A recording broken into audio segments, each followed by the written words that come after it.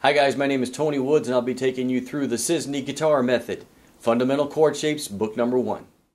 Okay guys, it is time to move on to, I believe it is going to be lesson number 10. Moving on to a brand new set of open chords. Last lesson we learned our 6-string notes. Sorry, lesson before last. We learned a Tango 2 last time.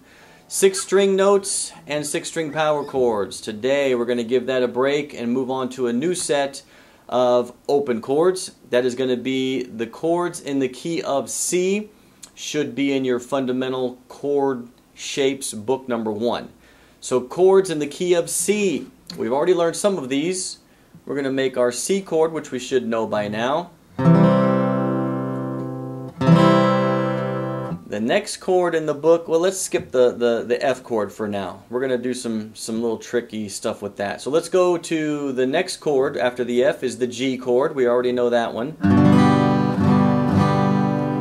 Now a new one is the optional G7, the 7th note. Now the 7th note is going to come from getting this pinky note off, moving it back, and playing this. In your book it should be a dotted note back here. That's the optional 7th. So to turn a G chord into a G7 chord,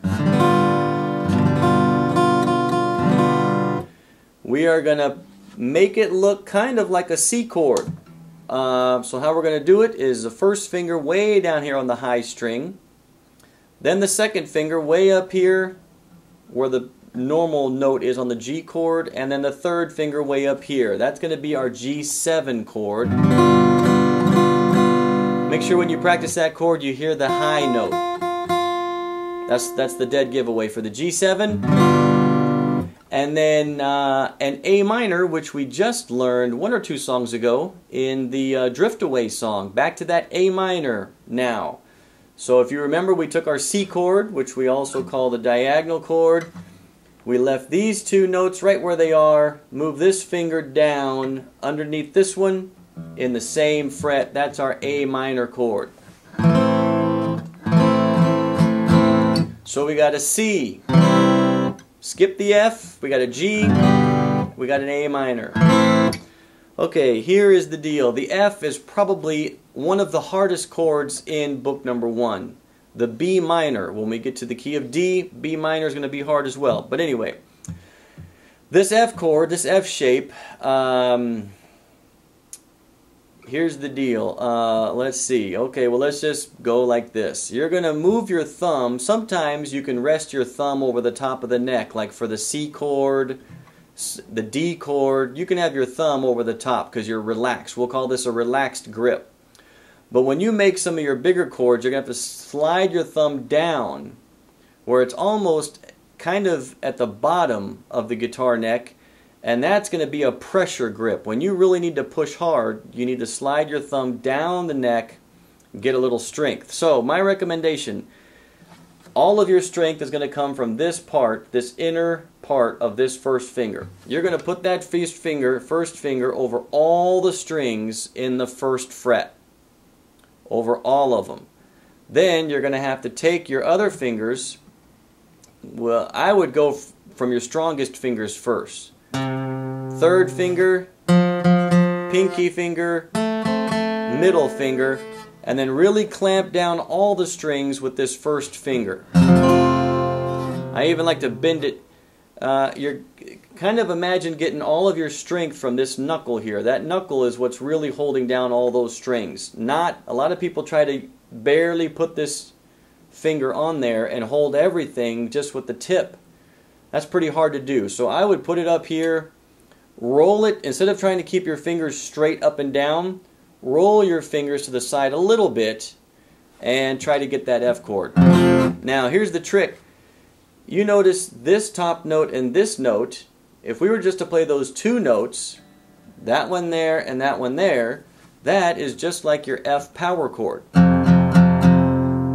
And if you've learned your 6th string by now, you know we can slide this F power chord up to every note on that string. So we can go F, G, A, B, C, D, E.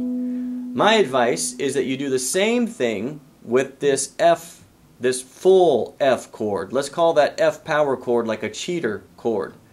This bar F chord is the real deal. This is the real McCoy here, okay? But this is the hardest place to play it, down here by this nut. This is the hardest place to push down on the strings. So what we could do is go up the neck a little ways to like our A, let's say, where you would play your A power chord. Try to lay that finger down there over all the strings. Make that shape. It's the same shape no matter where you slide it on the neck. Make that shape and see if you can get it to sound good way up here at the A. Once you get it to sound good at the A, maybe slide it back 1 fret to the A flat. Alright, take your fingers off. Let's go back to the A. We're going to lay that finger flat, add the other fingers, try to play the A, slide it back, try to play the A flat, slide it back again, now you've got a G chord. You could slide it back again, now you've got a G flat, and slide it all the way back to the first position, now you have an F chord. That's the hardest place to play it. So to make it a little easier on yourself, you might practice it up here on these notes. So just remember, this big F shape can be moved up and down the neck exactly the same way we moved our power chord. Alright?